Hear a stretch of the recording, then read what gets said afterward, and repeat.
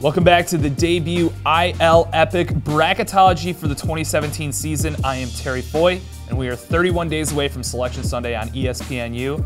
So it's time to talk who's on the bubble and what are the seedings looking like.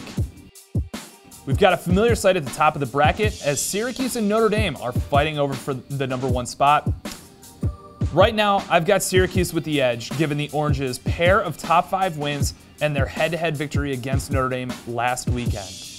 The top seed carries even more weight this year than it does in years past because we're down from 2 playing games to 1, which means that whoever gets the #1 spot gets to host a team coming to town on short rest after playing the previous Wednesday.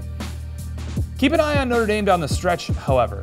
While Syracuse looks like their lone available top 20 win prior to the ACC tournament is against Carolina, the Fighting Irish have Duke, Carolina, Army, and possibly Marquette, who's on the border of the top 20 in RPI rankings right now, in addition to the conference tournament.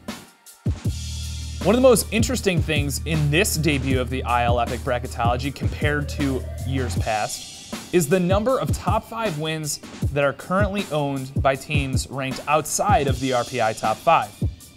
Ohio State, Army, Princeton, and Carolina all have a signature win right now, and those tend to be significant factors for tournament seeding and selection come early May.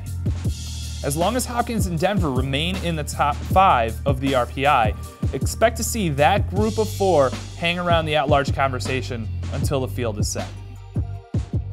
There's a surprising team that's pretty far down the list in terms of tournament-worthy resumes right now, the Duke Blue Devils.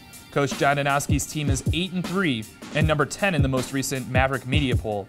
But as recently as last Saturday, they lacked a top 20 win, and their resume looked shockingly similar to that of Michigan and Boston University, 2 teams who I'd say barely warrant consideration for at-large selection at this point.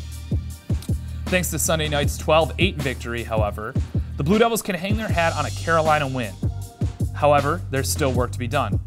Fortunately, Notre Dame comes to town, which represents a crack at a significant victory, and games against Virginia and Marquette have the opportunity to turn into top 20 wins if the Cavaliers and Golden Eagles can continue to progress. After the ACC tournament, Duke gets a shot at Boston University, who currently sits at 16 in the RPI. A lot of work to be done for the Blue Devils, but the opportunity still remains. Check back throughout the month of April and into early May as we ratchet up the IL Epoch Bracketology in order to bring you the most accurate prediction of the 17-team 2017 NCAA Tournament Field.